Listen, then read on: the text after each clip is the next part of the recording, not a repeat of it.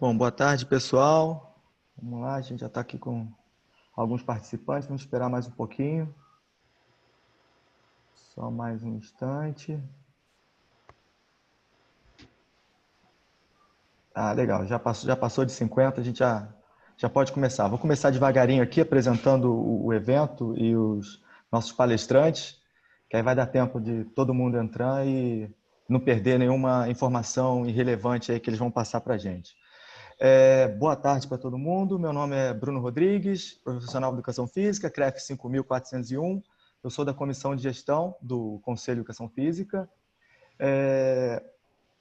A gente está dando início aqui a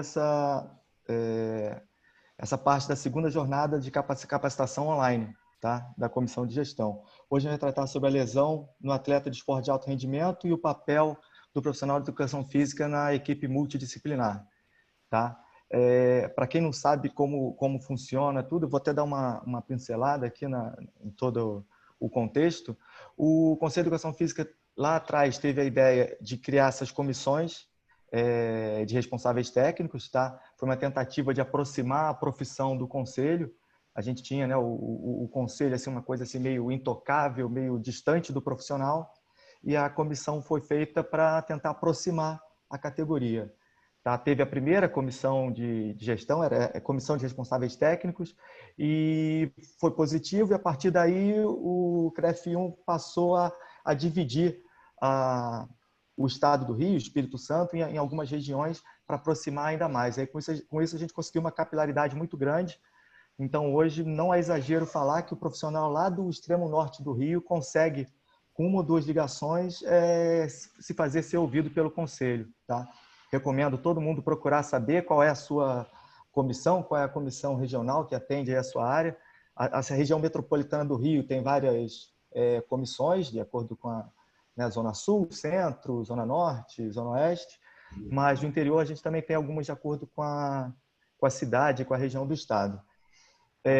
Existe uma outra comissão, a comissão de gestão, que já não trabalha tanto com essas questões do dia a dia. A gente tenta se preocupar com uma coisa mais macro, a gente pega as informações de todas as comissões e tenta condensar e transformar em ações efetivas para a categoria. E a gente viu com o início da pandemia que houve uma corrida louca de todo mundo para o mundo digital, né? Todos os profissionais ficaram impedidos de trabalhar por causa da pandemia, e aí todo mundo partiu para live e para uma série de coisas. Os profissionais que já estavam habituados com esse ambiente, com essas ferramentas, conseguiram sobreviver e se destacar até ainda mais. Mas uma grande parte dos profissionais ficaram meio perdidos, sem saber como atuar, né? Foi tudo muito rápido, e aquela onda de lives que a gente teve lá no início, em abril, logo depois isso despencou porque as pessoas perceberam que as lives não estavam se transformando em dinheiro. E aí a comissão de gestão procurou, a gente fez uma pesquisa com diversos profissionais, e aí partiu da categoria essa necessidade de alguns cursos específicos, de alguns temas, e a gente fez lá atrás a primeira jornada de capacitação. O retorno foi muito positivo, os profissionais elogiaram bastante a iniciativa e gostaram dos temas e tudo. E aí agora, nesse período já meio aí pós-pandemia, né, a gente está ainda nessa confusão toda, mas tentando voltar, a gente nesse novo normal, aí nós lançamos uma nova pesquisa e os profissionais mandaram os temas mais importantes. E aí, para comemorar aí o 1º de setembro, né, esse mês de setembro todo, a gente está fazendo essa segunda jornada de capacitação online. Tá? Esse foi um dos temas mais votados pela categoria, essa questão da lesão no esporte, e a gente conseguiu trazer essas duas feras aí para trabalhar com a gente. Tá? O André Leta eu conheço há mais tempo, o André Leta eu conheço lá de trás, quando eu estava ainda já na faculdade, ele é daquela turma que mudou a educação física, tem né, uma geração que transformou, a gente saiu de ser aquele professor de camiseta e bermuda na academia e passou a trabalhar com evidência científica. É um cara que faz tudo que ele faz, tem um embasamento, e aí a minha geração que veio logo na sequência foi inspirada em cima dessa turma, dessa geração do André, então para mim é até uma honra estar aqui dividindo esse espaço com ele. E o Luiz é um fera lá do esporte olímpico do Flamengo, super respeitado, falando sobre esse trabalho, comissão multidisciplinar. ele é um cara, é um profissional de educação física que é escutado por todas as áreas, por todos os profissionais, porque exatamente por isso, ele tem todo o seu trabalho, a sua vivência pautada na ciência. Então, eles vão trazer um pouquinho dessa experiência e de todo esse conhecimento aqui para a gente. Tá? A gente vai começar pelo André Leta vai iniciar, depois o Luiz Antônio e no final as perguntas. Eu vou anotando aqui as perguntas, não vai dar tempo de responder todas, porque com certeza vai ser muitas dúvidas, né? A aula boa é aquela que puxa vários questionamentos, né? Que faz a gente pensar e refletir. Com certeza a gente vai ter várias dúvidas após essas duas palestras, mas eu vou tentar pensar aqui as mais votadas e as mais relevantes para no final eles baterem uma bola com todo mundo, tá bom? Então, sejam todos bem-vindos. André, vamos lá. A bola está contigo. Obrigado pelas palavras, tá? Muito legal poder estar participando dessa segunda jornada online e estar contribuindo aí para a formação e capacitação dos meus colegas aí da educação física. E fiquei feliz também de ter influenciado positivamente aí a tua carreira. E você está aí hoje também à frente na liderança do CREF e nas comissões. Então, é muito bom a gente estar contribuindo na formação de todo mundo. Eu vou agradecer também o convite, né, para a participação da jornada. Eu vou só compartilhar a minha tela aí com vocês.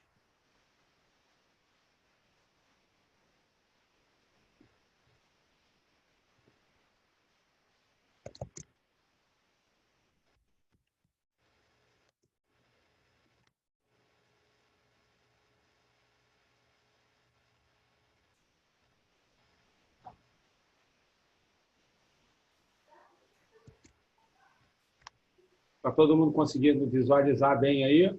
Tá perfeito, André. Pessoal.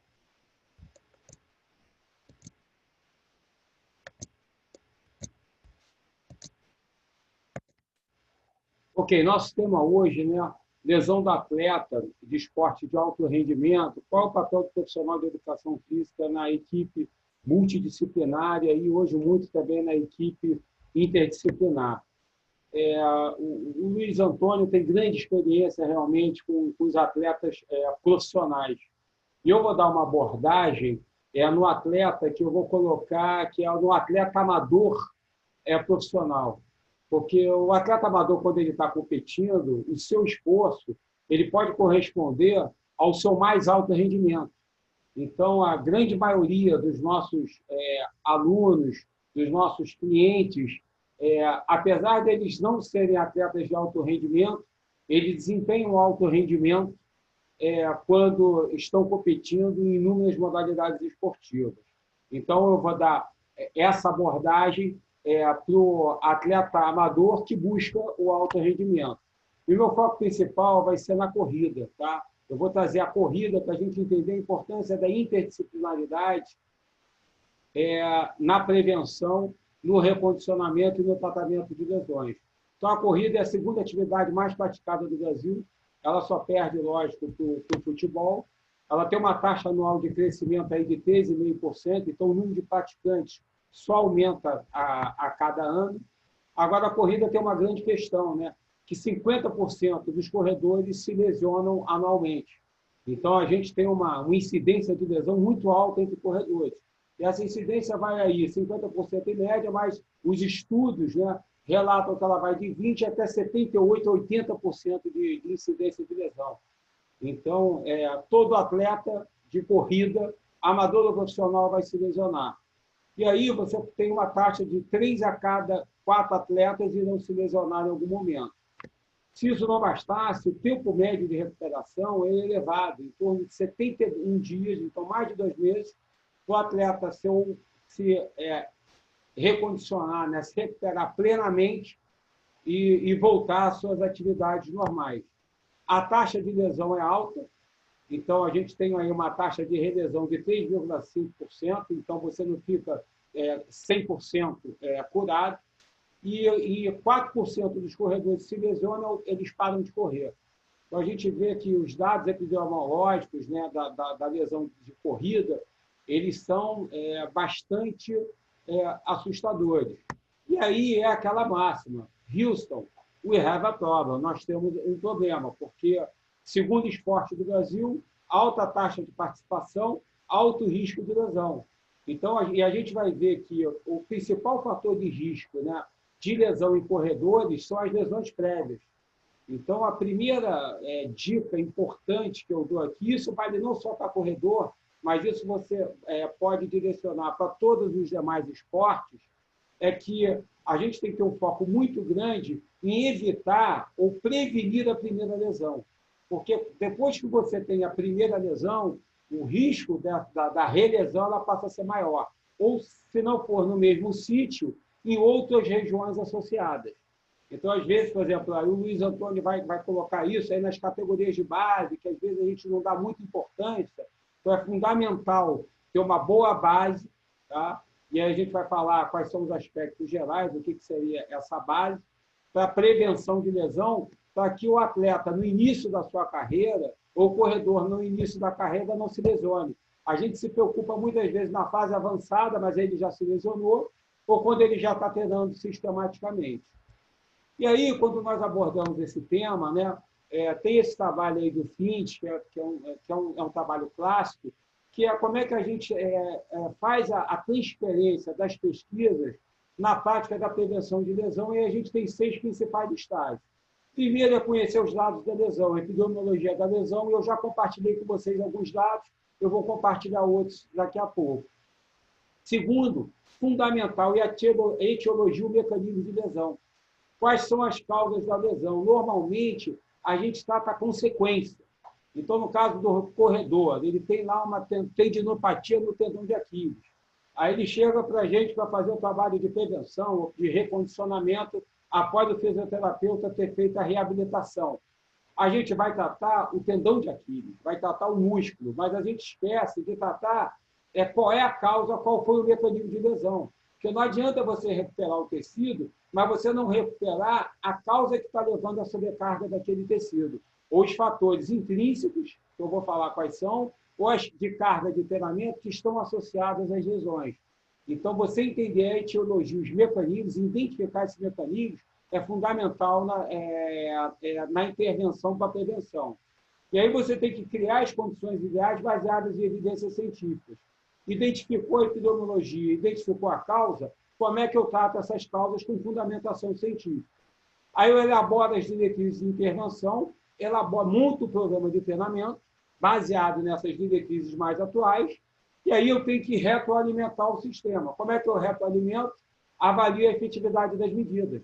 O atleta, ele diminui a taxa de lesão, o risco de lesão dele realmente reduziu, e aí a gente vai, nesse sistema, né, um sistema circular, melhorando as nossas estratégias, não só de prevenção, mas de recondicionamento de lesões.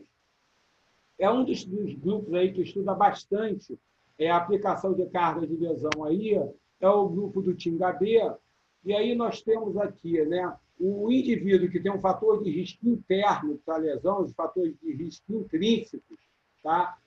Ele se torna um atleta predisposto à lesão.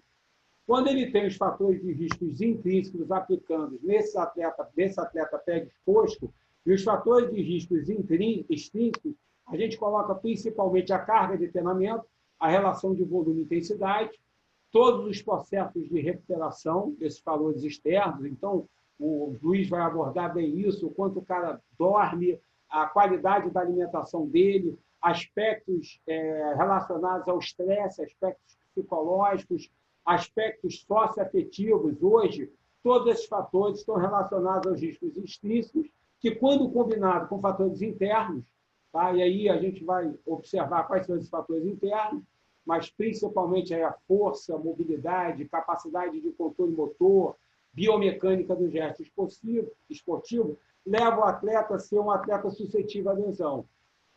E aí nós temos o evento. Tá? O evento, se ele é conduzido de forma adequada, a gente tem um atleta sem lesão. Se a gente tem um evento incitador, pode ser uma carga traumática, pode ser uma competição mais intensa, você tem um atleta com lesão, e aí a gente entende como é que os fatores de risco de lesão interferem nos mecanismos de lesão. No modelo, numa perspectiva biomecânica de lesão, o que a gente chama dos fatores de riscos intrínsecos estão relacionados à nossa capacidade. E os fatores de risco extrínsecos estão relacionados à carga de treinamento e à demanda. Toda vez que eu tenho uma capacidade intrínseca maior do que a minha demanda de treinamento, eu estou numa situação que meu risco de lesão está diminuído. Em contrapartida, se eu tenho uma capacidade reduzida, mas a minha demanda de treinamento é muito alta, eu tenho um risco de lesão aumentada. O papel da equipe interdisciplinar é manter uma relação ótima entre a capacidade e demanda, onde toda vez que eu tenho um aumento da demanda de treinamento, eu deveria ter uma capacidade compatível com esse aumento da demanda. Ou se eu tenho uma capacidade, uma demanda que, em algum momento, a gente vê isso, né, no estímulo da carga, você está naquele momento da periodização de overreaching, que você tenha os processos, mesmo que a tua capacidade não esteja máxima ainda, você tem os processos de recuperação adequados. E aí, dentro dessa perspectiva, os principais, nessa coluna que vocês observarem, tá? Aqui nós temos a força, aqui nós temos a mobilidade, aqui nós temos o gesto motor e aqui nós temos a carga do treinamento. Toda vez que essa coluna daqui está aumentada, significa que eu tenho o quê? Uma menor capacidade. Então, aqui eu tenho uma força baixa, tenho uma melhor mobilidade, o meu gesto motor ele não está muito bom e a carga de trabalho de treinamento ela está intermediária. Toda vez que eu ultrapasso essa barra de 100, o meu risco de lesão ele aumenta. Então, qual é o papel dessa relação aí de capacidade e demanda? Eu tenho que melhorar a minha força muscular, porque eu baixo essa barra. Melhorar a minha mobilidade e melhorar a minha capacidade de controle motor no gesto específico. Quando eu tenho essas três capacidades aumentadas, eu posso aumentar essa barra aqui, que é a barra de demanda de treinamento. Então, a equipe interdisciplinar, multidisciplinar, ela está o tempo inteiro equilibrando essas variáveis. No caso da corrida, os fatores intrínsecos, né, eles já estão bem mapeados, os principais. Tá? Então, o corredor iniciante está sob maior risco de lesão, mulheres, lesão pregressas, como falei, a idade acima de 45 anos, peso corporal elevado, MC acima de 30, o valgo dinâmico, o joelho para dentro, o doppler pélvico contralateral, né, um quadril ficar mais elevado do que o outro, principalmente naquela fase da corrida de resposta à carga, o tronco muito reto durante a corrida, ou o joelho também muito estendido, que isso faz com que a absorção das cargas mecânicas da corrida fiquem reduzidas, o cara fica muito rígido, ele corre muito duro. E em relação à carga de treinamento, os fatores intrínsecos, nós temos uma quilometragem superior a 64 km, então volume de treinamento alto, o aumento de volume superior a 20% na carga semanal de treinamento, então o volume de treinamento você tem que controlar, você aumentar a quilometragem semanal, e aí você não deveria aumentar a quilometragem semanal com mais de 20% por semana, aumento de volume superior a 30 na carga crônica, que é a média de 30 de 4 semanas, esse é muito baseado nos estudos aí do TIM-HB, uma baixa frequência de treinamento aumenta o risco de lesão, alta frequência de treinamento também, tá? Aumenta o risco de lesão, e você treinar sem interrupção durante todo o ano. Então, aquela fase ali de transição, você tem que dar um intervalo aí de pelo menos aí umas 2 a 3 semanas do gesto específico. Então, você realmente parar de correr. Isso é um estudo para corredores iniciantes. Só que a gente vê que o risco de lesão é uma orientação, digamos assim, é um geral. Mas o risco de lesão ele é individual, ele é intrínseco. E a combinação dos inúmeros fatores, ou desses fatores todos, ela vai variar de um indivíduo para outro. Então, apesar de nós termos vários estudos apontando quais são os principais fatores de risco, cada indivíduo tem seus próprios fatores de risco e esses fatores se interagem de maneira diferente para aumentar o risco de lesão ou porque ele tem uma lesão X, Y ou Z. Então, esse aqui é um trabalho muito interessante, de 2017, que aborda esse tema, E a gente observa aqui que, entre os fatores internos aqui, agentes externos tem a dieta, sono, lesão prévia, idade, gene, tempo entre as sessões, velocidade que você corre, o tipo de terreno, a maneira que você corre, a tua biomecânica de corrida, o tipo de tênis que você utiliza, o piso. Então, realmente, a lesão é multifatorial e você identificar esses fatores é fundamental que você identifique ele de forma individual. Tá? Para aí sim você poder ter essa relação da tua capacidade de demanda, né? Você tem uma demanda maior do que a tua capacidade estrutural, até você ter as lesões associadas à corrida. A gente tem aí, né, as principais lesões no corredor. Então, a articulação, indiscutivelmente, onde tem maior taxa de lesão é o joelho, a condomalácia patelada aí, atingindo até 22,7% das lesões. A síndrome tibial medial aí, em torno de 13 a 20%. A fratura por estresse, 9%. As lesões de tornozelo aí, pé em torno de 11 a 15%. A tendinopatia do tendão de Aquiles aí, de 9% a 11%, e a fascite plantar de 4,5% a 10%. Se nós formos observar, né, a síndrome de patelo-femoral e os principais fatores biomecânicos internos, né, intrínsecos associados à condopatia no corredor e a maior incidência nas mulheres, nós temos vários fatores associados. Então, primeiro, aumento da adução e rotação interna do quadril em resposta à carga, aumento da inversão do tornozelo. Então, observem que, para uma lesão, a condomalácia, olha quantos fatores biomecânicos nós temos. Uma elevação precoce do calcanhar na resposta à carga, aumento da queda contralateral do quadril e aumento da flexão do joelho em resposta à carga. Sendo que, para cada uma dessas condições, eu tenho os fatores biomecânicos associados. Então, por exemplo, o aumento da adução e da rotação interna do quadril em resposta à carga. Eu posso ter um déficit da força do complexo posto-lateral do quadril, meu glúteo médio, mínimo e máximo pode estar fraco, posso ter uma força adequada, mas eu tenho déficit no controle motor. Então, quando eu realizo a resposta à carga, eu faço esse movimento de rotação interna e resposta do quadril. Eu posso ter um fator distal influenciando no fator proximal. Então, a gente já sabe que hoje 50% dos fatores, né, ou das lesões, elas vêm de cima para baixo, do quadril influenciando no joelho e tornozelo. 25% vem de baixo para cima, na corrida, do tornozelo influenciando no quadril e na lombar. E 25 delas são sincrônicas, vêm de baixo e de cima. E cada corredor vai ter uma característica para desenvolver essa disfunção daqui. E a gente tem a redução do endurance de core.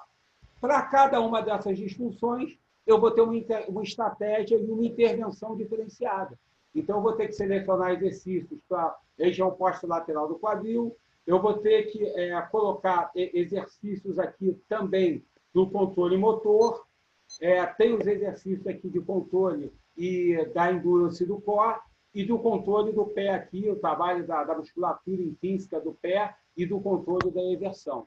Então, vocês observem que, para cada alteração biomecânica, eu tenho alterações associadas. Essas alterações associadas, elas podem ser individuais e têm que ser abordadas de forma individual e independente. E aí eu vou trazer para vocês aqui um estudo, um atleta nosso que eu tive a oportunidade de trabalhar, é um atleta amador, e ele fez Boston em 2016 em 3 horas e 30 segundos. Foi a terceira tentativa dele de tentar fazer o sub-3 na maratona. Ele é um atleta da Luciana Toscano. Só que no final da prova, ele relatava uma queda do rendimento. Tá? Tinha queda ali depois dos 34 quilômetros, e aí ele tinha uma dor no quadril esquerdo grande, na fase final da prova, e essa dor no quadril fazia com que ele não conseguisse sustentar o ritmo, e ele bateu na trave aí inúmeras vezes. Aí ele foi nos procurar, né, para poder melhorar o desempenho neuromuscular. As evidências científicas são inúmeras, tá, do papel do treinamento de força na melhora do desempenho de corrida, mas o aspecto específico dele era a lesão, né? As lesões reincidentes que ele tinha e essa diminuição da capacidade dele no final da prova em função de diversas características. E ele tinha uma péssima ergonomia, ele era um médico, né? Ele estava sempre se lesionando, então ele já tinha tido lesão no quadril esquerdo e já tinha tido lesão também na panturrilha esquerda. Ele já tinha feito diversas visitas aí ao osteopata para poder agudamente tentar resolver as queixas dele. E aí o grande desafio, né, o nosso grande desafio, mais uma vez, é identificar os fatores causais. O que estava acontecendo na corrida desse atleta, que ele tinha uma queda de desempenho na parte final da prova e uma dor no quadril tão elevada que fazia com que ele diminuísse o pace, que ele diminuísse o ritmo. E aí começa a interdisciplinaridade. A gente tem uma parceria, né, buscou, encaminhou ele para fazer uma análise num laboratório de biomecânica aqui no Rio de Janeiro, tem em outras cidades do Brasil, que é a Biocinética, liderada pelo Dr. Gustavo Leporassi, que é um professor de educação física e fisioterapeuta, com doutorado na área de biomecânica, na área biomédica, né? E aí o primeiro objetivo foi avaliar ele no todo. E aí nós avaliamos o gesto específico na corrida através do padrão ouro de avaliação de movimento, que é o método de 3D, né? O método de imagem tridimensional. Ele foi avaliado na sua força muscular, foi avaliado na mobilidade e fez alguns testes de saltos para a gente avaliar a capacidade dele de absorver cargas mecânicas. E aí o que nós encontramos? Os principais aspectos, né? Primeiro, pouca mobilidade. Então, o teste de Ober dele, ele tinha tensionamento na banda iliotibial aí esquerda. No teste de Thomas também, né? Ele tinha aí os flexores do quadril bastante encurtados. E a dorsiflexão dele em cadeia fechada também era limitada. Então, vocês observem que ele tinha pouca mobilidade no quadril e muito pouca mobilidade no tornozelo. Então, ele tinha o quadril esquerdo travado, o tornozelo travado. E, lógico, que essa pouca mobilidade tinha repercussão na mecânica de corrida dele. Então, ele tinha uma redução da mobilidade não só da pelve, mas também no tronco na corrida. Se vocês observarem os gráficos aqui, tá?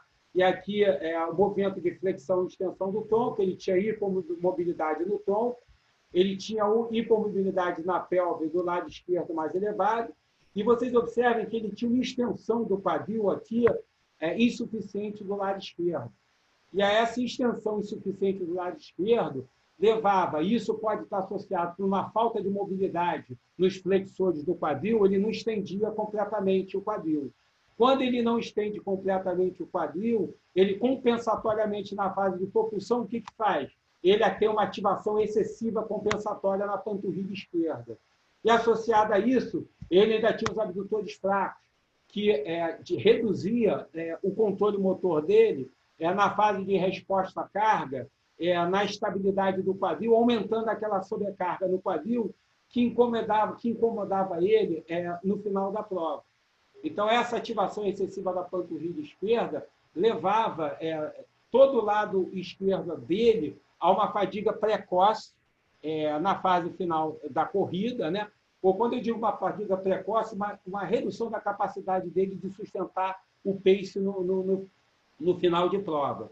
E se vocês observarem, essa redução ela acontecia não só com os flexores plantares, né, com a panturrilha, mas também acontecia com o solear, que tem um papel muito importante na fase de desaceleração e também na fase de aceleração da corrida. Então, o que a gente chegou à conclusão? Ele agachava mal, saltava mal, absorvia mal as cargas mecânicas, então ele era muito rígido. Então, quando ele e a rigidez, o stiffness é importante para a gente aproveitar o ciclo de alongamento e encurtamento. Mas se ele é rígido demais, o elástico ele não se distende. Se o elástico não se distende, você não armazena a energia elástica que é transferida para a fase de propulsão. E aí ele perde eficiência, ele tem baixa economia. Quando ele tem essa economia baixada, a fadiga é precoce, a fadiga se antecipava. E aí ele também tinha o risco, por acaso ele não tinha nenhum fator associado à fratura de estresse, mas se ele mantivesse esse comportamento motor, o risco dele poderia estar aumentado com as fraturas de estresse. E aí nós fizemos uma abordagem interdisciplinar com esse atleta, né? Foi o diagnóstico do programa, né? Do problema. Foi através do médico, que fez o primeiro diagnóstico, o biomecânico, que é o fisioterapeuta e educador físico, né? E o educador físico, porque eu que acabei ficando responsável por ser o centralizador, né? E fazer a integração entre todos os profissionais que a gente vai ver quais foram. Mobilidade lombar, quadril e tornozelo foi fisioeducador físico, né? O tornozelo dele, eu encaminhei para ele fazer uma mobilização no tornozelo, porque o talos dele era muito anteriorizado. Eu encaminhei ele para um fisioterapeuta que trabalha aqui no Rio, com o Mulligan. É um fisioterapeuta muito conhecido, uma fera, que é o Palmiro. E o Palmiro fez a intervenção da manipulação manual através da técnica de Mulligan e através das técnicas aí também de osteopatia com ele. Na dissociação pélvica, que ele não tinha uma noção, não tinha um controle motor da dobradiça do quadril, ele fez um trabalho paralelo, tanto com o fisioterapeuta quanto comigo. Aumento da capacidade muscular e controle motor. O controle motor com educação do físico e o aumento da capacidade muscular com o nutricionista, porque ele tinha que ter um aumento de massa muscular e tinha que aumentar a capacidade estrutural dele.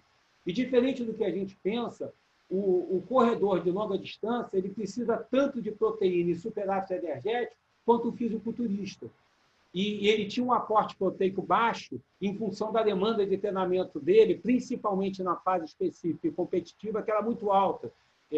Ele chegou a atingir 120 quilômetros semanais de corrida, que para um atleta amador, entre aspas, é um volume alto. Então, o aspecto nutricional é fundamental dos processos de recuperação e a gente manter aquela balança, aquela relação de demanda-capacidade equilibrada. E aí nós entramos com as intervenções específicas para ele melhorar o gesto motor. Então, a gente trabalhou com os agachamentos unilaterais aí com passadas para melhorar a resposta à carga dele na fase concêntrica. Nós melhoramos o padrão motor dele através dos saltos. Lembra que ele era muito duro, muito rígido? Ele melhorando a mobilidade, ele aprender a utilizar o componente elástico muscular, o ciclo de alongamento e encurtamento. Então, ele teve que aprender a saltar, ele teve que aprender a desacelerar, a correr menos duro, correndo um pouquinho, utilizando os processos de desaceleração. Aí, para isso, já na fase específica, a gente utilizou a força reativa, principalmente aí o treinamento pliométrico, e o treinamento pliométrico com componente mais horizontal do que o componente vertical, que é específico da corrida. Fizemos os exercícios funcionais com gestual específico, fizemos a reeducação da corrida, a reeducação da corrida com o treinador dele, com a Luciana Toscano, junto comigo. As estratégias de prova, né?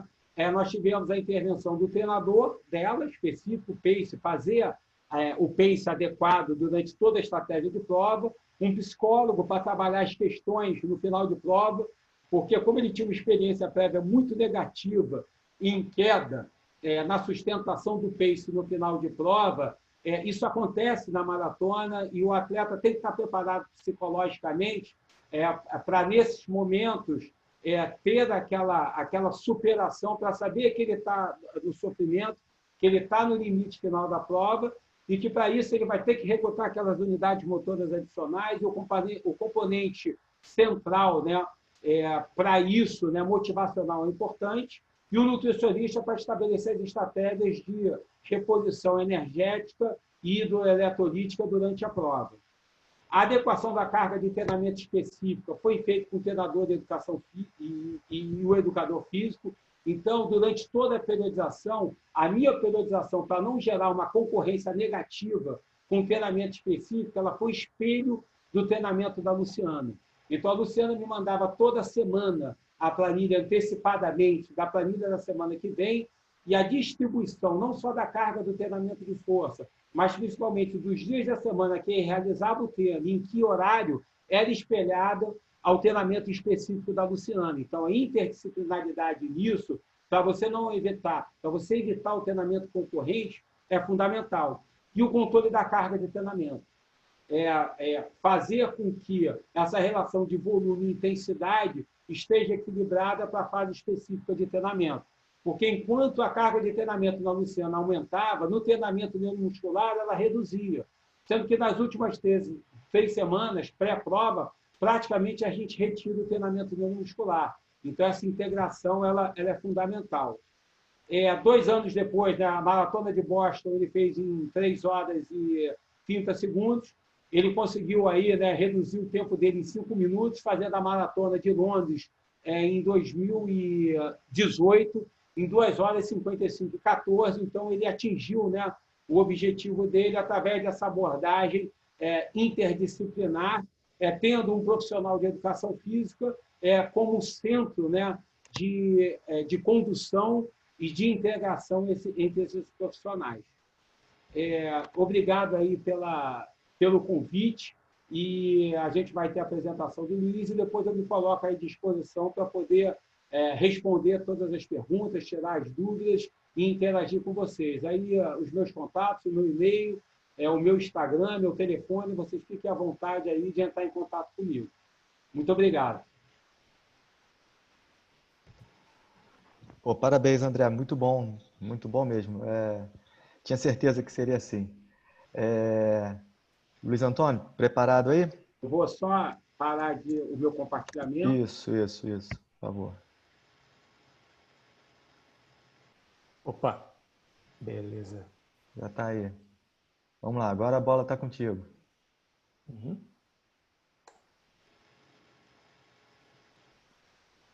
Vendo aí certinho, Bruno? Tá. Beleza. Perfeito. Muito bem. Vai lá. Boa apresentação aí. Muito obrigado. Bem, boa tarde, né, a todos. Boa tarde, professor André Leta, professor Bruno. Boa tarde a Natasha, que está conosco aí nos bastidores, né? E boa tarde também a todos os profissionais, colegas que estão conectados aqui conosco, né, nessa tarde de sábado. Para mim é uma grande satisfação poder participar aqui, juntamente com os demais colegas, desse webinar, essa ação aqui promovida pela Comissão Gestão do CREF1, né, essa segunda jornada de capacitação. É uma grande satisfação e eu queria agradecer a todos os envolvidos pelo convite. Sem dúvida alguma, eu acho que todo mundo concorda que ações como esta contribuem diretamente para a nossa formação continuada, não é mesmo? E também para a valorização da profissão. Bem, aqui eu queria apresentar de uma forma resumida um pouco da minha formação, tanto acadêmica quanto recentemente da minha atuação enquanto profissional. Eu sou mineiro, minha graduação em Educação Física, a especialização em treinamento esportivo e o mestrado em Ciências do Esporte, todos realizados na Escola de Educação Física da Universidade Federal de Minas Gerais. Há 8 anos eu moro no Rio de Janeiro e desde 2017 trabalho no Clube de Regatas do Flamengo, especificamente no Departamento de Esportes Olímpicos. Desde 2017 tive aqui experiências como preparador físico do remo, preparador físico do voleibol, as categorias de base, respondi diretamente pela coordenação científica e atualmente eu sou o responsável técnico da área da educação física no clube e respondo especificamente pela coordenação da preparação física dos esportes olímpicos. Na prática, atuo como preparador físico da natação do Clube de Regatas do Flamengo atualmente, especificamente as categorias júnior e sênior e a categoria adulta do polo aquático, tanto masculino quanto feminino. Bem, a minha fala ela vai ficar restrita, né, nos próximos minutos dentro dessa temática, que foi assim intitulada Lesão no atleta de esporte de alto desempenho, o papel do profissional de educação física na equipe multidisciplinar.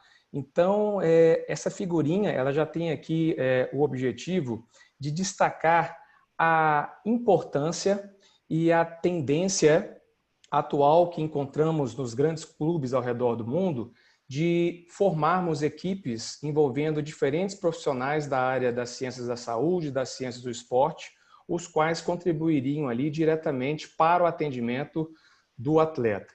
Especificamente vou tentar trazer aqui e abordar algumas informações relacionadas à nossa área, educação física. E nesse sentido, como eu acabei de mencionar aqui, a importância de uma equipe multidisciplinar, especificamente lá no Flamengo, eu estou vinculado a um departamento denominado de Cuidar. O Cuidar, que é o Centro Unificado de Identificação e Desenvolvimento de Atletas de Rendimento. As premissas básicas desse departamento é cuidar da forma mais ampla possível, né? Enfatizando aí a saúde e o desempenho dos nossos atletas das diferentes categorias das 9 modalidades olímpicas às quais nós atendemos.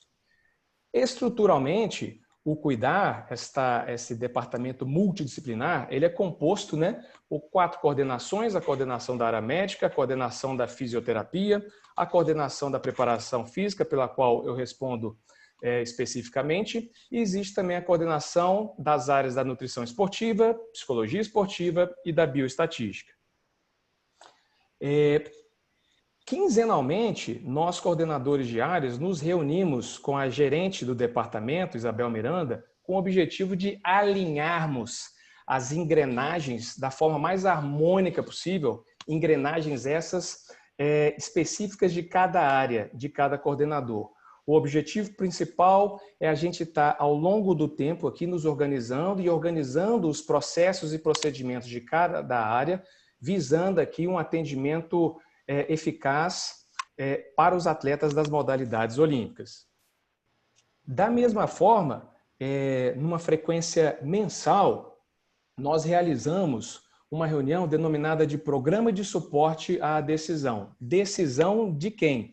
Decisão dos técnicos da modalidade. Então, essa figura ilustra aqui que o foco principal é a equipe multidisciplinar dar suporte à decisão dos técnicos da modalidade.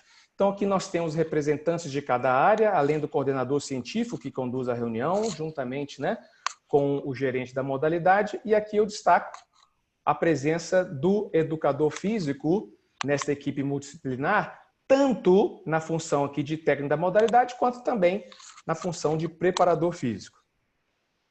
E ao final dessas reuniões, nós organizamos numa tabelinha parecida com essa daqui, que eu tentei ilustrar, nós tentamos organizar aqui as ações programadas. O que é isso? Nessa reunião são abordados diferentes assuntos e, dependendo dos assuntos, vai envolver uma área específica ou determinadas áreas. Naturalmente, nós vamos especificar qual ou quais ações programadas envolvendo essas áreas, os responsáveis pela execução dessa ação e durante quanto tempo essa ação ela vai ocorrer, ou mesmo qual o prazo final para essa ação ocorrer. Ok. Saindo dessa parte inicial, voltada aí para a apresentação desse departamento multidisciplinar, né, do Clube de Regatas do Flamengo, eu queria agora migrar para essa parte conceitual, na qual o Cuidar baseia o seu entendimento sobre lesão no contexto esportivo.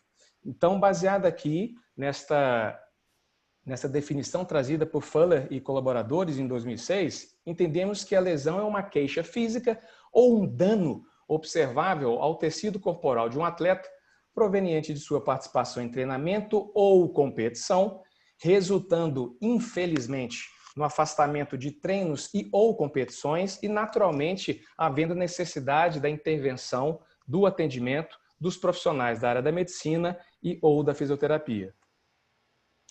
Nesse slide, eu tentei organizar temporalmente, né? Tentei organizar numa linha do tempo, 4 artigos que são artigos de grande relevância no contexto da lesão e o atleta do alto desempenho. Melhor dizendo, esses artigos aqui eles são referências no sentido do estudo das causas associadas à lesão no contexto esportivo.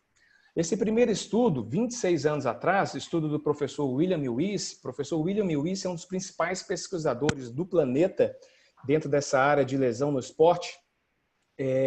Ele que é da Universidade de Calgary, no Canadá. 26 anos atrás, ele publicou um estudo, e nesse estudo ele apresentou, pela primeira vez, um modelo multifatorial que poderia auxiliar no entendimento das causas relacionadas à lesão no esporte. De uma forma bem simples, ele entendeu, né, isso 26 anos atrás, que a soma de fatores intrínsecos e fatores extrínsecos poderiam deixar o atleta mais ou menos susceptível durante o evento, um evento que poderia ser um treinamento, uma competição, a sofrer algum tipo de lesão. Bem, 13 anos depois, o mesmo pesquisador, William Lewis, e seus colaboradores publicaram um novo estudo, só que agora com uma visão um pouco mais moderna, mais atualizada, e denominaram de um modelo dinâmico de entendimento das causas que poderiam influenciar numa lesão esportiva. Tá? Um modelo dinâmico de natureza recursiva. Então, basicamente, se vocês presenciarem aqui, nessa figura que ele traz novamente, 13 anos depois, é a mesma estrutura lá de 1994, a grande diferença é aqui. A grande diferença é aqui. O interessante é que, vamos só falar dessa parte, né? Após aqui a exposição do atleta a vários eventos, né, seja treinamento ou competições, pode acontecer uma lesão, como não pode acontecer uma lesão. No caso da ocorrência de uma lesão e não ocorrendo uma recuperação, infelizmente esse atleta ele é afastado do plantel ali da equipe. Havendo a recuperação, podem ocasionar aqui adaptações em diferentes sistemas, né, desse atleta. Ponto em comum para aquele atleta que também não sofreu lesão. Então, essas adaptações, quando ocorridas de forma repetidamente, quando ocorridas de forma repetida, melhor dizendo, nas participações dos atletas em treinamentos ou competições, podem influenciar de uma forma que recursiva os fatores intrínsecos, a resposta do atleta aos fatores extrínsecos e assim gerar essa natureza recursiva desse modelo. Ok, seguindo aqui a linha do tempo, o penúltimo estudo que eu gostaria de destacar é da nossa colega da área da fisioterapia, brasileira, mineira, lá da Escola de Fisioterapia da UFMG, Natália Bittencourt. A Natália, que atualmente é um dos grandes nomes na área de fisioterapia esportiva, ela, juntamente com o professor William Lewis e demais colaboradores, publicaram um artigo em 2016, só que aí dando um passo à frente. Qual que seria esse passo à frente? Seria decisivo entender as causas associadas à ocorrência de uma lesão do esporte à luz dos sistemas complexos. O que seria isso?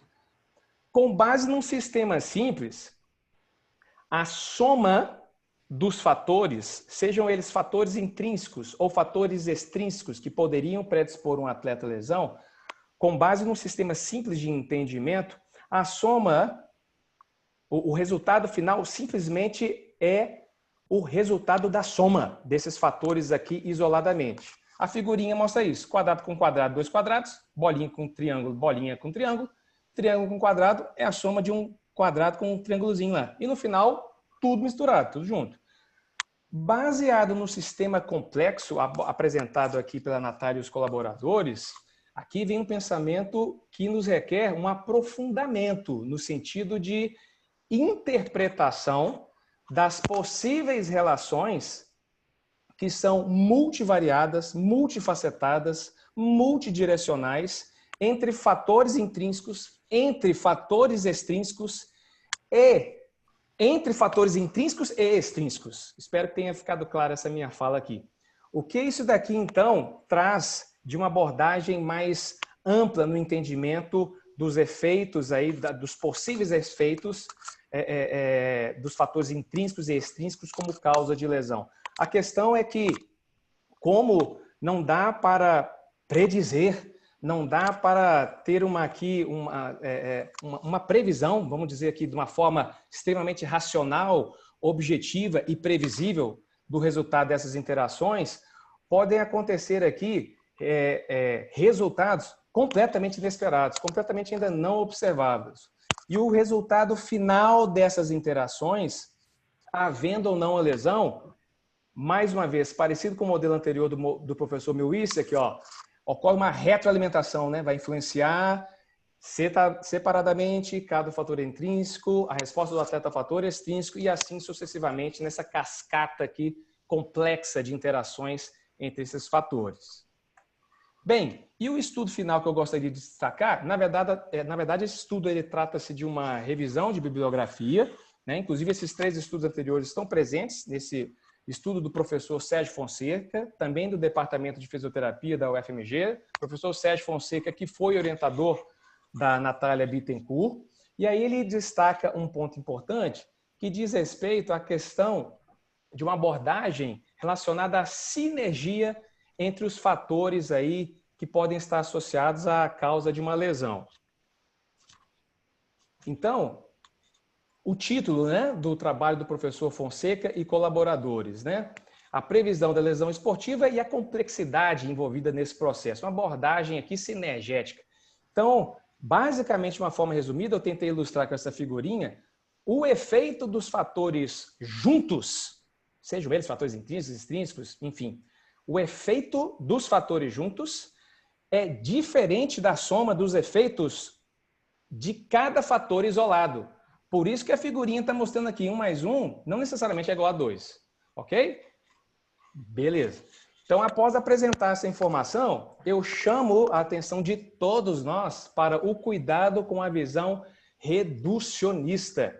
Eu achei bacana essa figura aqui embaixo, que diz respeito que, aqui embaixo, acho que todo mundo deve estar vendo, o bonequinho está olhando só para uma faceta do cubo. É importante entender cada fator de forma isolada, mas é fundamental e determinante entender não só cada fator de forma isolada, mas as possíveis interações entre cada fator, entre cada faceta que vai configurar esse cubo, essa forma aqui mais complexa. E detalhe, esse tipo de interação entre esses fatores pode ir sofrendo alterações ao longo do tempo, o que deixa ainda o cenário ainda mais desafiador no sentido aí do entendimento e da compreensão dos fatores associados ao evento lesivo. Perfeito. Pensando especificamente aqui na nossa área da educação física, eu queria aqui, né, destacar essa figura clássica aqui, né, de Milo de Creta e chamar a nossa grande responsabilidade relacionada às cargas de treinamento. Então, é um papel fundamental do educador físico, seja na figura do técnico ou na figura do preparador físico, junto ao atleta ou atletas que eles atendem, de planejar da forma mais sincronizada e harmônica as cargas de treinamento de origem técnica ou preparação física, para que, ao longo do período de treinamento, essa carga de treinamento ela seja adequada à capacidade do atleta ou dos atletas. Perfeito? Voltando aqui para essa figurinha, e aí com esse foco na equipe multidisciplinar, o nosso alvo no contexto esportivo, o ator principal aqui da peça é o atleta. E o atleta, ele tem muitos benefícios quando atendido por uma equipe multidisciplinar e representantes de cada uma dessas áreas. É importante, naturalmente, haver aqui uma integração entre cada representante de cada área, e o educador físico, como eu destaquei aqui, ele tem papel fundamental na figura do técnico e do preparador físico que diariamente tem contato com esses atletas, muitas vezes em mais de uma sessão por dia. Então, é fundamental, como destaquei anteriormente, e sigo destacando nesse slide aqui, o alinhamento dos planejamentos e das ações do técnico e do preparador físico, no sentido de atender da forma mais apropriada ao longo do tempo o nosso atleta. Então, existe um ponto em comum aqui que é natural, tanto do educador físico atuando como técnico, como preparador físico. Ou seja, a avaliação, determinação de objetivos com base na avaliação, não só a avaliação de atletas, mas a avaliação das condições de treinamento, dos equipamentos disponíveis para treinamento, em cima disso, determinar os objetivos a curto, médio, longo prazo, objetivos factíveis, né, dentro de uma realidade possível de ser alcançado. Estabelecido aqui esses objetivos, elaborar um planejamento tanto o técnico quanto o preparador, e isso está muito conectado, muito alinhado, muito harmonizado. De posse desse planejamento, colocar ele em execução. E uma vez em execução, reavaliação constante, contínua, né? Não necessariamente constante, mas contínua, de todos esses passos anteriores aqui que foram elencados. E, se necessário, fazer ajustes. Esses ajustes, se necessários, vão estar muito vinculados à resposta do atleta a esse planejamento que foi aqui elaborado por o educador físico nesses dois papéis. Perdão. Bem, é importante aqui também destacar um ponto. Acho que ficou um pouquinho pequenininho, mas nesse papel aqui, buscando o desenvolvimento do atleta a curto, médio e longo prazo, não só a importância do alinhamento entre as cargas de treinamento, entre o educador físico nesses dois papéis, mas também do atleta na parte invisível do treinamento, vamos chamar assim, ou seja, o atleta fora do clube, ou seja, os hábitos de vida desse atleta. Então, não adianta se aqui está tudo alinhado entre o preparador físico e o técnico no sentido de desenvolver e dar condições de proteção a esse atleta quando exposto a treinos e competições. Se o atleta fora do clube, ele não está alimentando bem, ele não está dormindo a quantidade e atingindo a qualidade de sono adequada, né? Se os seus hábitos de vida são negativos, estão na contramão do que vem sendo executado pelos profissionais de educação física. Nesse momento, eu destaco aqui, então, duas questões fundamentais aqui dessa parte da minha fala. A nossa função educador físico, ela tem que ser muito orientada para um objetivo central. Nós temos que ser capazes de manter o atleta treinando pela maior duração possível ao longo do tempo. Disponibilizar o atleta o máximo possível para que ele seja submetido a sessões de treinamento técnico, a sessões da preparação física e, consequentemente, venha melhorando o seu rendimento em diferentes esferas ao longo do tempo.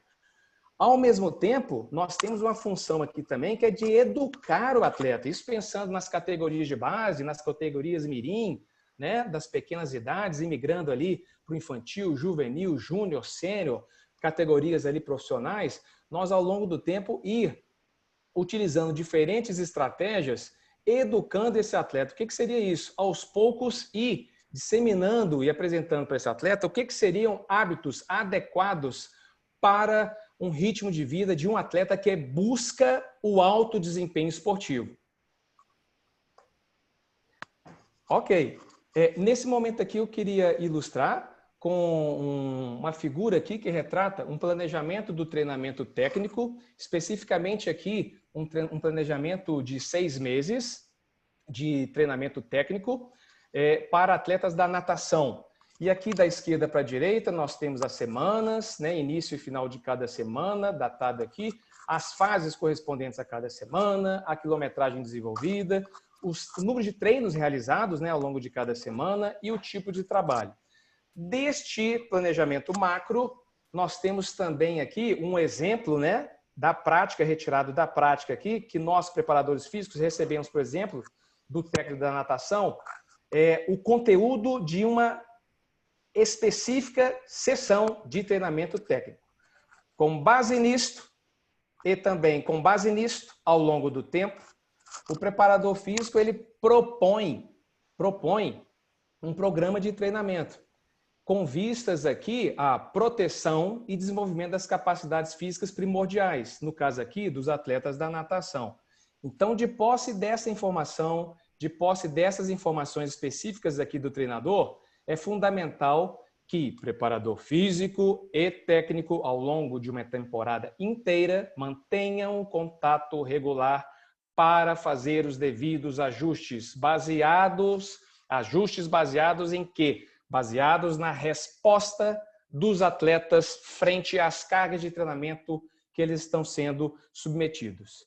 E agora, então, eu gostaria de apresentar para vocês um modelo de monitoramento de treinos e competições que nós adotamos no clube.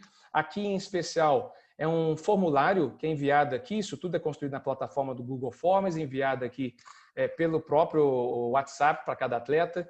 E antes do treino, no caso aqui o treino da manhã, o atleta responde questões como: o quão recuperado você está se sentindo? Então, ele marca aqui um número entre 6 a 20, baseado nessa escala. Além disso, ele responde quantas horas você dormiu essa noite, né? Ele especifica aqui, marca quantas horas. Não só quantas horas, mas também qual a qualidade do seu sono nessa última noite, baseada nessa escala aqui apresentada. Seguindo também, o atleta responde se ele está sentindo algum tipo de dor, se a sensação desse atleta é que essa dor está impedindo ou que pode impedir ele de realizar alguma atividade no treino. Se sim, qual o nível dessa dor baseada nessa escala de 1 a 10. E, além disso, ele identifica, com base nessas figurinhas, em qual local da dor. Exemplo, estou com uma dor no quadríceps. Ok, aqui ele abre a caixinha e responde se é no quadríceps do lado direito, do lado esquerdo ou em ambos. Se for em algum outro local, o formulário também abre essa possibilidade do atleta especificar. Além disso também, como parte final desse questionário de monitoramento, o atleta informa também qual foi a coloração da urina, né, a primeira urina da manhã, para termos aqui informações relacionadas ao nível de hidratação, né, desse atleta. Da mesma forma, o técnico, ele também faz um registro das suas cargas de treinamento. Ele faz também um monitoramento da sua carga de treinamento. Então, por exemplo, no caso aqui da natação, tá, pessoal? Numa determinada sessão de treinamento, o técnico vai informar qual que é o volume total que ele vai expor os atletas em metros naquela sessão. E aí ele informa também, vinculado especialmente à série principal daquela sessão, qual que é o volume em metros. Não só o volume, mas também ele identifica aqui qual ou quais as intensidades que serão aqui submetidas os seus atletas. E no final o atleta, ele registra aqui a percepção subjetiva do esforço que ele espera que os atletas aqui apresentarão, ou registrarão, melhor dizendo. E para fechar esse ciclo, após a sessão, no caso aqui, né, após a mesma sessão da manhã, o atleta só vai responder uma coisa: como foi o seu treino hoje baseado na escala de PSE? E aqui nesse momento é interessante porque a gente pode confrontar, né, a PSE esperada do técnico versus a PSE respondida pelo atleta. E ao longo do tempo ver se conseguimos aí identificar alguns padrões ou melhor dizendo, alguns perfis de recuperação e tentar agrupar esses atletas por perfis de recuperação. Beleza, seguindo aqui, nesse slide, eu gostaria de integrar gostaria de apresentar uma outra integração muito positiva e saudável dentro da equipe multidisciplinar, que seria a área da fisioterapia com a educação física. Não sei se ficou pequenininho demais, mas isso daqui, de uma forma parcial, não total, é uma planilha aqui de testes que a fisioterapia aplica para alguns atletas de algumas modalidades. Eu falo para alguns atletas de algumas modalidades porque a seleção dos testes é específica em decorrência da natureza de cada modalidade. De posse desses resultados, o fisioterapeuta, de uma forma sintética, ele faz algumas considerações e apresenta essas considerações para o educador físico. Então, esses dois profissionais aqui da área da saúde conversam, alinham seus pensamentos e pensam nas propostas, nas ações programadas para ir para a prática com os atletas. Aqui vem um exemplo de, por exemplo, um programa de exercícios preventivos para a natação, elaborado pelos nossos colegas fisioterapeutas e que tomamos conhecimento junto com os fisioterapeutas e no dia a dia, lembram quando eu falei para vocês? Nós, educadores físicos, nós temos um contato diário com os atletas, muitas vezes em mais de uma sessão. Então, nós cobramos do atleta, nós chamamos a atenção do atleta para a responsabilidade que cada um deles tem de executar esses programas e, da mesma forma, nós temos uma responsabilidade também de garantir uma supervisão adequada e de qualidade para a execução desses programas. E mais um detalhe que não pode faltar de falar, a progressão desses programas também aqui, isso é conversado diretamente com os profissionais da fisioterapia. Aqui mais um slide para ilustrar um dos conteúdos, né, que são propostos também pelos profissionais da área da fisioterapia, relacionado aqui às técnicas de liberação miofacial. E essa figura ilustra aqui um ponto importante desse processo de acompanhamento dos atletas ao longo da temporada, que são as avaliações físicas. Especificamente aqui, o teste de impulsão vertical realizado no tapete de contato, né? Esse instrumento ele pode nos auxiliar tanto nas avaliações quanto também no monitoramento desses atletas. Exemplo, na prática, por exemplo, vai acontecer um microciclo de choque de alta carga de treinamento. Vamos ver, por exemplo, antes do início dessa semana de microciclo de choque e ao final desse microciclo de choque, como que foi a resposta, por exemplo, da potência de membros inferiores desses atletas, né? No caso aqui, trata de um atleta do polo, tá? Que está fazendo esse teste. Espero que o vídeo aí rode para todo mundo. Aqui uma ilustração de uma das técnicas através das quais nós avaliamos aí a capacidade de potência dos membros inferiores. De posse desses resultados, né, extraídos dos testes, esses resultados são encaminhados para a área da bioestatística. A bioestatística processa e trata esses resultados e nos enviam aqui um formulário de resultados, uma planilha de resultados similar a essa daí. Nós, educadores físicos, temos a função nesse momento de interpretar e traduzir isso para uma fala palatável, acessível para cada atleta ou grupos de atletas e assim também para os técnicos, para apresentar para os técnicos os pontos aqui primordiais e as particularidades de melhora de cada atleta dentro da equipe. Esse vídeo eu gostaria de destacar, como eu falei para vocês agora há pouco, né? Tinha um atleta ali do polo fazendo um salto no tapete, esse tapete apoiado no chão, né? Mas pensando aqui especificamente, deixa eu só voltar aqui, isso. Pensando aqui especificamente no local da prática dessa modalidade, o polo aquático, no caso a piscina, nós também temos aqui a proposta de avaliar e acompanhar o desempenho desses atletas utilizando ferramentas relativamente simples de serem elaboradas e que nos fornecem informações muito interessantes e importantes para a condução das cargas de treinamento, não só de origem técnica, como também da preparação física. Mais um vídeo para ilustrar aqui. Esse vídeo, antes de eu apertar o play aqui, ele apresenta também o grau de contribuição da tecnologia no campo aqui do esporte de alto desempenho. Esse atleta é um atleta do Clube de Regatas do Flamengo e aqui foi feita com ele uma avaliação com base em um dos instrumentos, em uma das áreas de intervenção da biomecânica. Então aqui foram registradas algumas variáveis cinemáticas e por meio da captação da imagem da técnica do nado associada a sensores de velocidade, nós podemos aqui registrar, coletar algumas informações muito importantes e valiosas que podem contribuir em parte para a condução, para os ajustes, tanto das cargas de treinamento, do treinamento técnico, quanto da preparação física. Seja no sentido de proteger esse atleta contra um possível esforço repetitivo dentro de uma técnica adequada, como também visando aqui o aprimoramento do desempenho, especialmente aqui na natação.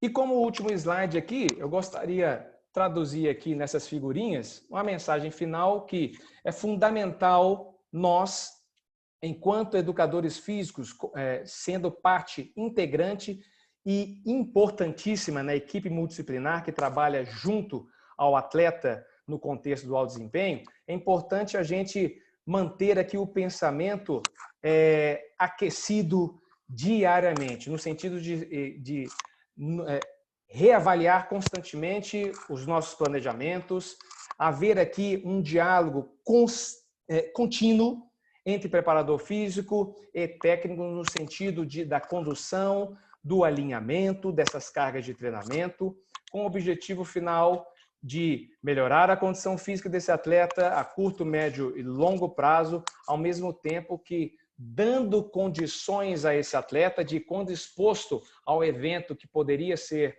de grande relevância para expor esse atleta a uma lesão, as consequências sejam minimizadas decorrentes desse cenário, né? O atleta submetido a treinamentos e competições. Então aqui, destacando em amarelo isso que eu acabei de falar. E por fim, o preparador físico tem um papel decisivo, fundamental também, como um consultor do técnico, porque ele é um profissional que regularmente vai estar em contato com as informações coletadas por meio dos formulários ali voltados para o monitoramento, né, das respostas dos atletas frente às cargas de treinamento, e dessa forma o preparador físico ele pode dar sugestões, apresentar possibilidades de direcionamento das cargas de treinamento aplicadas no treinamento técnico ao longo do tempo. Perfeito? Bem, era basicamente isso. Agradeço muito a atenção de todos e mais uma vez a oportunidade. Bom, parabéns para os dois, foi excelente. Tinha certeza que seria nesse nível. Vamos agora aqui para as perguntas. Eu anotei algumas. Deixa eu só dar uma olhadinha aqui rápido.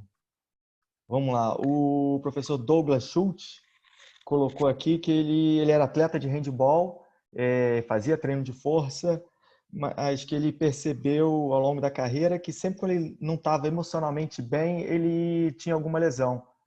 O que vocês têm para falar sobre isso? Quem quiser aí, Luiz Antônio? Ok, perfeito. Vou pedir licença aqui, professor André. Aí você fica à vontade, por gentileza, para completar, ou enfim, até mesmo me interromper aqui. Muito bacana aí essa pergunta, baseada aqui nesses modelos que tanto o professor André quanto eu aqui reforcei na minha apresentação, né, que as causas vinculadas aqui a um evento lesivo sofrem influência aqui de fatores de diferentes instâncias. O fator psicológico ele tem um fator decisivo nisso também. Até porque a gente pode pensar, é um pouco paradoxal, né? O atleta, se ele está com uma autoestima elevada, ele pode se sujeitar a situações de maior risco, ou ele pode ter talvez uma avaliação um pouco deturpada do quanto que ele pode tolerar aquela carga ou aquelas cargas de treinamento ao longo do tempo. Então, o processo de autoavaliação desse atleta pode ficar um pouco, vamos dizer assim, contaminado, seja por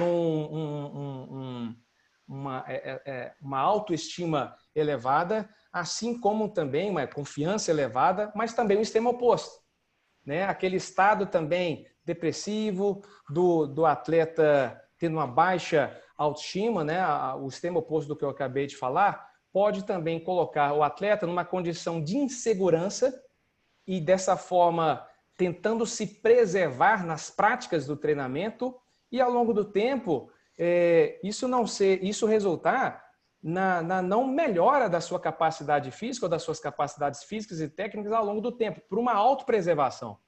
Então, é um pouco paradoxal, mas é a ideia primeira que me vem à cabeça. Professor André, fique à vontade, quiser acrescentar algo, mas é a primeira ideia que me veio à cabeça aqui. Bruno, não sei se ficou satisfatório aí para o nosso colega que perguntou, senão a gente tenta ampliar um pouquinho mais o entendimento. Não, acredito que foi... Muito bem. Atendeu perfeitamente. Vamos aqui para a segunda pergunta. Tá. A sala de musculação é um ambiente, como é que eu posso dizer? É mais utilizado pela categoria, né? Vários profissionais, eles trabalham em sala de musculação, não têm acesso a tantos recursos. Então, tiveram aqui algumas perguntas, Paulo Júnior, Rodrigo Leal, sobre qual a melhor forma de trabalhar atleta, o amador ou profissional, no ambiente na sala de musculação, de uma academia. Se existe alguma forma mais eficaz de fazer esse trabalho? Professor André, ou à vontade, se quiser. Em relação a isso, né, a forma mais eficaz, a pergunta é muito abrangente, né? Então, você consegue perfeitamente, dentro de uma sala de musculação, seja no clube ou seja numa academia, fazer um trabalho de preparação física para um atleta, tanto profissional quanto um atleta amador. Desde que isso é fundamental, que esse trabalho do treinamento resistivo ele esteja espelhado à periodização do treinamento específico. Tá? Então, numa linha geral, se a gente for pensar no modelo de treinamento de periodização em bloco, que tem sido muito utilizado em competições hoje recorrentes, você ter o período clássico ali, que eles chamam de período de acumulação, seguido do período de transformação, até você chegar na fase final ali do período competitivo, né? Ou o período de realização. Então, dentro da sala de musculação, digamos assim, eu falei do atleta, pode ser de endurance, tá? Dependendo da modalidade dele, você começa com um trabalho de força básica, aí você passa para o que a gente chama de força explosiva, potência, e no caso da corrida, até ele chegar à expressão principal da força muscular para a corrida, que é a pliometria ou a força reativa.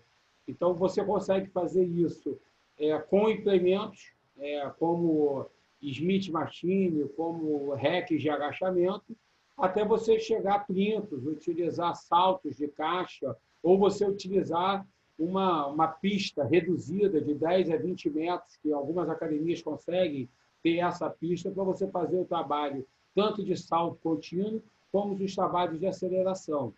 E para outros esportes, você tendo uma pequena área, você consegue fazer os trabalhos de força reativa para jogadores de tênis, com mudança de direção, de sentido, dentro da academia ou dentro do próprio clube. Então, dá perfeitamente para você fazer um excelente trabalho de preparação física específica em qualquer, vamos colocar assim, ginásio de treinamento, eu não diria mais de musculação. Hoje a gente usa treinamento neuromuscular, porque o treinamento neuromuscular é mais abrangente. Você vai trabalhar as expressões da força. Então, pode ser força máxima, pura, pode ser força explosiva, pode ser força reativa, dependendo da fase, você direciona o teu modelo de treinamento para o objetivo estabelecido. Eu já tive a oportunidade aí de trabalhar com os treinadores do Flamengo, e isso é muito bem feito, é muito casado, o trabalho é excepcional, essa interdisciplinaridade acontece mesmo, e acontece de uma forma assim, muito madura, muito eficiente.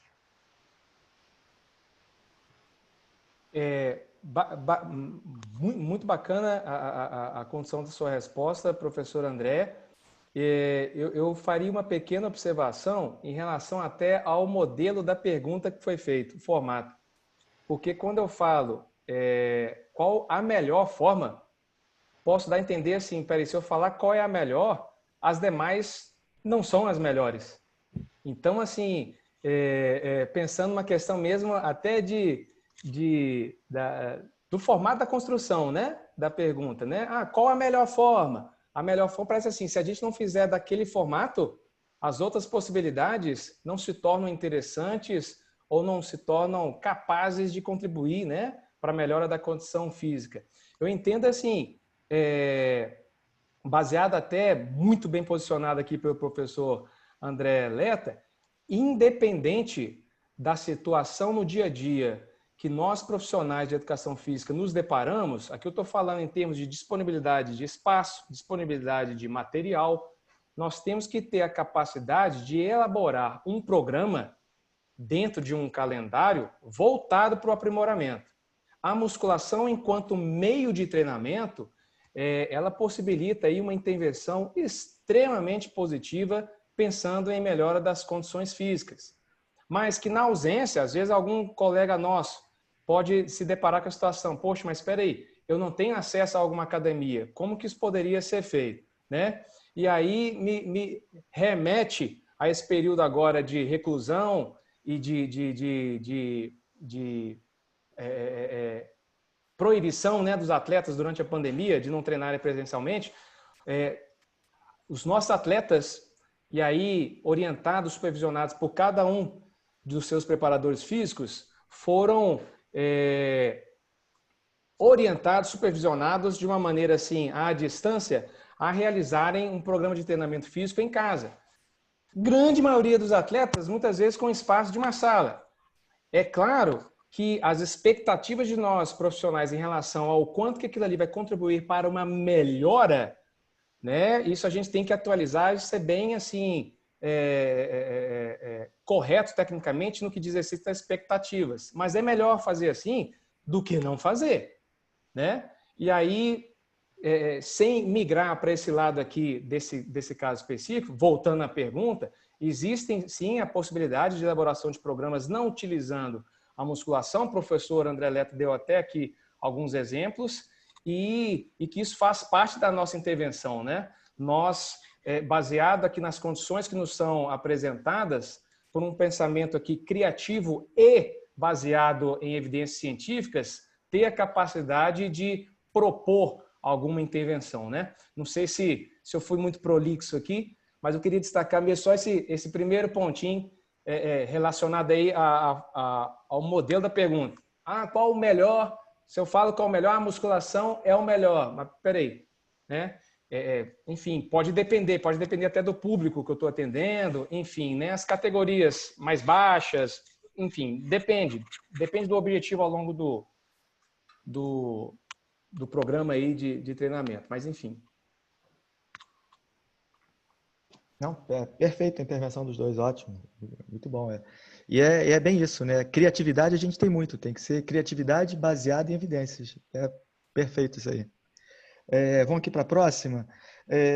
O professor Guilherme Santos Filho perguntou sobre algum teste de baixo custo para a prevenção de lesões, alguma coisa que ele possa aplicar, se existe essa possibilidade. Muito boa pergunta, tá?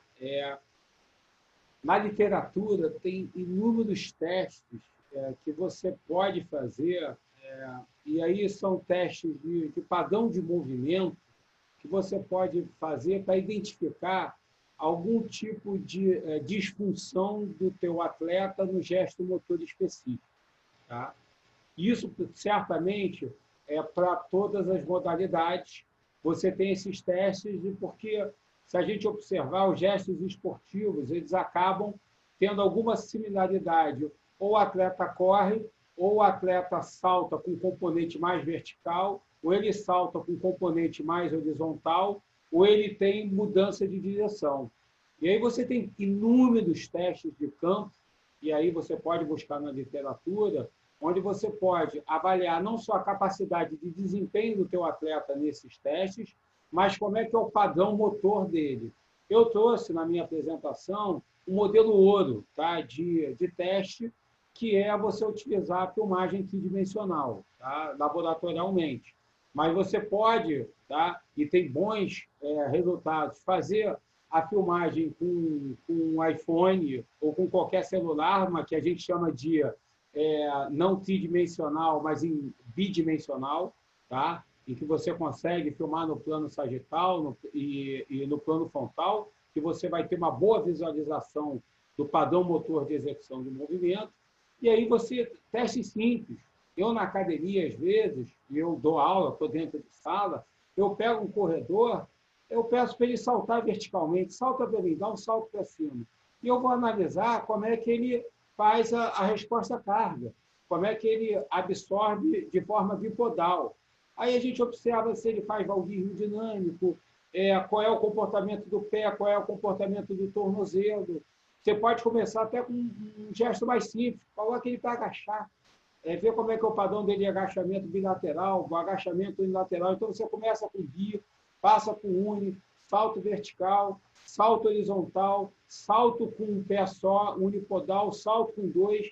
A quantidade de informações desses testes simples que você vai conseguir ter do padrão de movimento do seu atleta, certamente servirá para você, calma aí, eu posso melhorar o controle motor nesse gesto, ou tentar identificar se ele está com esse gesto, por que ele está realizando isso? Será que é falta de força muscular? Ou se é controle motor? E aí, força muscular você também consegue. Eu acho que a fala do Luiz foi excelente em relação à criatividade. Coloque ele na cadeira extensora. É lógico que a cadeira extensora foge um pouco do padrão de movimento, que é um exercício em cadeia cinética aberta, né? E todo movimento gesto motor acontece em cadeia cinética fechada. Colocou ele, botou na cadeira extensora. pediu para fazer 8 repetições máximas. Você observa que isso é fácil, 8 repetições máximas, não é um teste que envolve risco. Você observa que tem diferença de força no quadríceps, você começa, opa, de repente o papel do quadríceps na fase de desaceleração da corrida pode estar comprometido. E o ideal, que não é muito caro de você adquirir, para quem quer investir nisso, entendeu? É você comprar um dinamômetro portátil. Então, tem o Lafayette, é um pouquinho mais caro, tá? Mas você pode utilizar o dinamômetro para avaliar força. E, por último, tem um livro do Kendall, né, que é famoso, Kendall e Kendall, ele tem vários testes de avaliação de força, que você tem a graduação de força avaliada de 1 a 4. Ele tem um poder discriminativo pequeno, entendeu? Então, você não consegue identificar. Se o atleta tem uma diferença de 10% a 15% de força, é difícil você manualmente identificar essa força, essa diferença. Por isso que é interessante você utilizar o dinamômetro de mão. Mas se você tem uma diferença de força muito discrepante, manualmente você consegue identificar isso.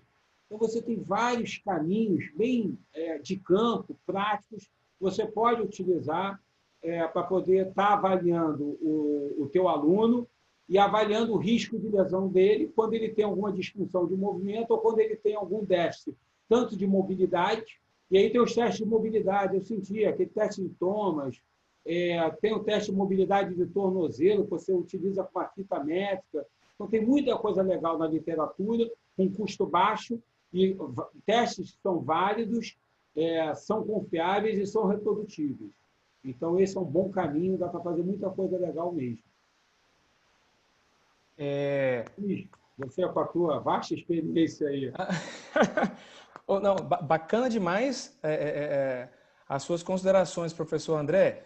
E aí me fez lembrar aqui o que nós dois abordamos aqui, e que eu achei bacana demais isso, viu, professor André? Legal demais, porque nos bastidores aqui, né, nós conversamos inicialmente, e aí acompanhando a sua apresentação, eu achei muito legal, porque tá assim, entendo que foi muito sincronizada com o conteúdo que eu tentei organizar e apresentar. E lembrando só, em relação a essa pergunta específica, dessas avaliações transversais, o cuidado de como interpretar esses resultados e atribuir pesos a esses resultados, no sentido de o quanto isso que tal valor numa amplitude de movimento de rotação interna ou externa ou de dorsiflexão do tornozelo pode contribuir para um episódio de lesão durante a prática, seja em treinamento ou em competição. Lembrando, a lesão no esporte,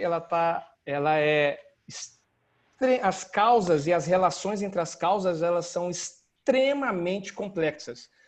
O fato de ser extremamente complexo não invalida nós fazemos essas medidas transversais.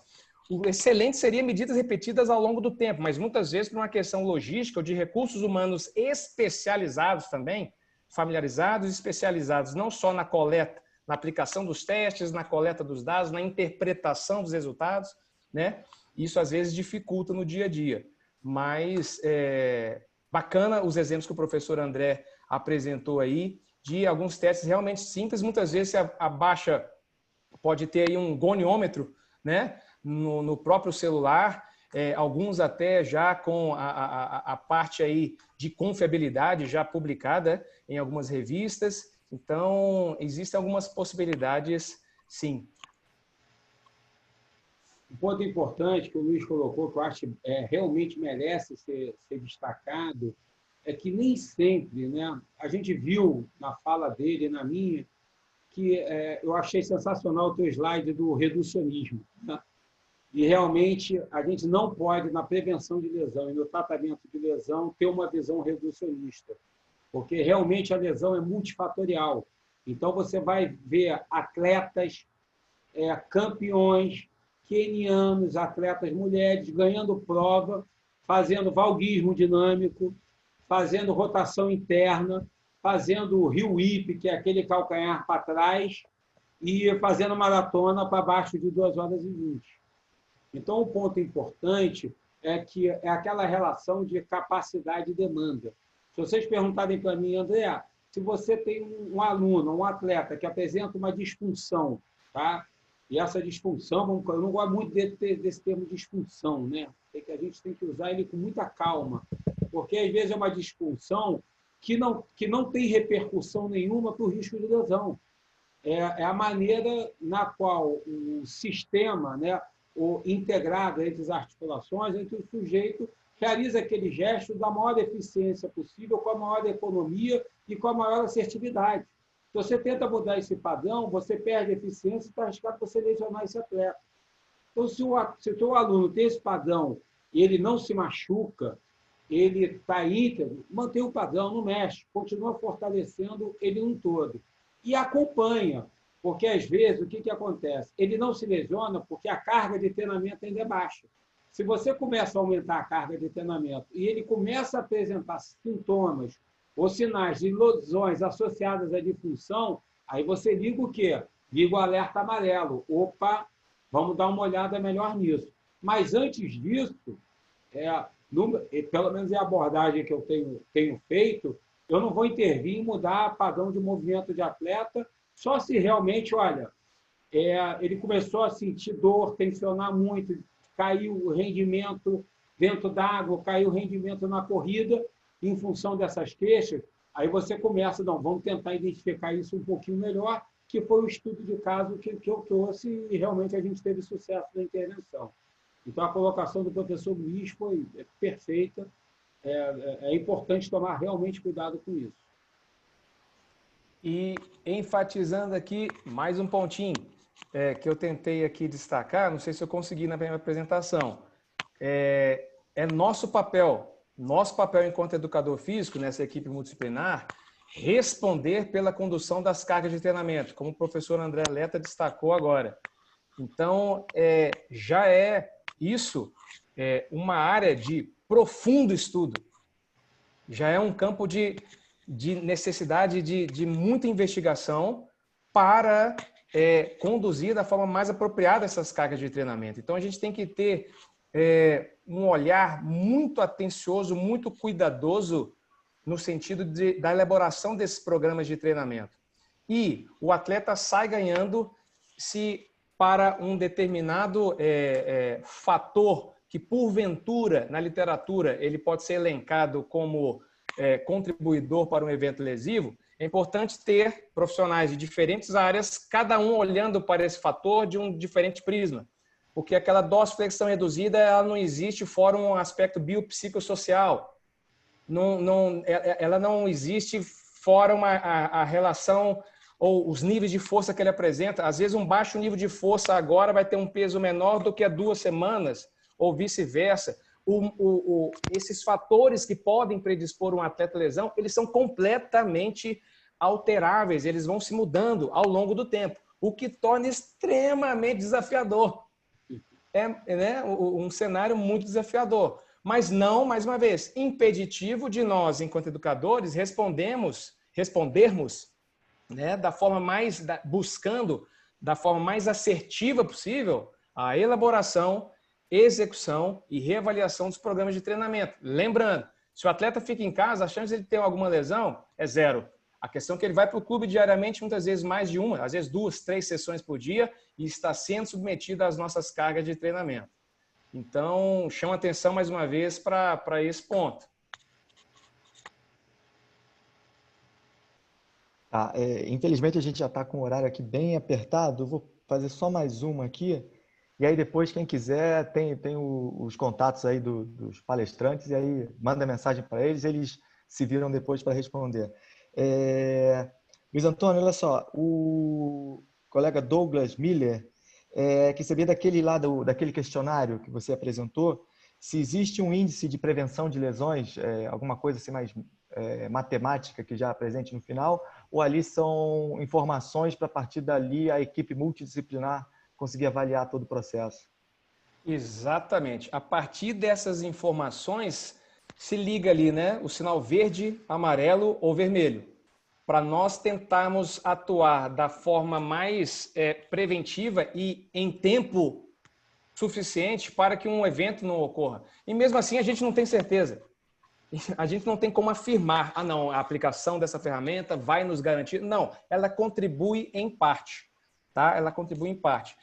Vale aqui a pena também destacar que o departamento médico, ele, junto com a fisioterapia, trabalham dentro de um índice que é o índice de disponibilidade do atleta também, né? E isso é uma outra variável que, ao longo do tempo, é registrado e compartilhado com as comissões técnicas, no sentido também de alertar, olha, o trabalho da fisioterapia está aqui em comunhão, está em sincronismo com o da preparação física e assim sucessivamente. Mas aquele questionário lá, como eu falei, ele é parte do processo, ele é uma parte aí do quebra-cabeça.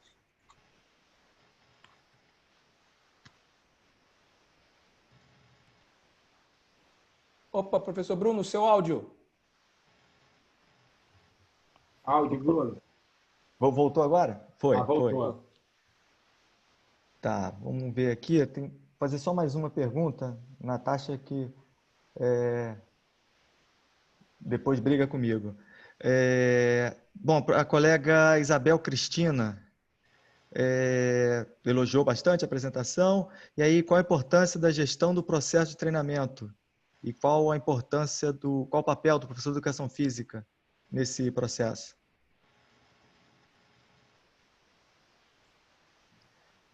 Bem, nós, enquanto educadores físicos, né, somos aqueles profissionais dentro da equipe multidisciplinar, no contexto do alto desempenho esportivo, responsáveis por registrar, administrar, né, os processos e procedimentos associados aos planejamentos de treinamento, seja da origem do técnico ou do preparador físico. Processo entendendo como o que fazer e procedimento como fazer ao longo do tempo. E disso a gente pode lançar mão de algumas ferramentas, uma delas foi apresentada aqui, né, no nível ali micro junto ao atleta, que seria a aplicação desses formulários para monitoramento, e também no nível macro, as reuniões, né, entre coordenadores de áreas e entre os representantes de cada área com as comissões técnicas visam justamente o alinhamento das ações para nós, enquanto respondendo pela a gestão da parte do treinamento físico, técnico, atender da melhor forma possível. Atender da melhor forma possível. Não só o técnico, mas também o atleta.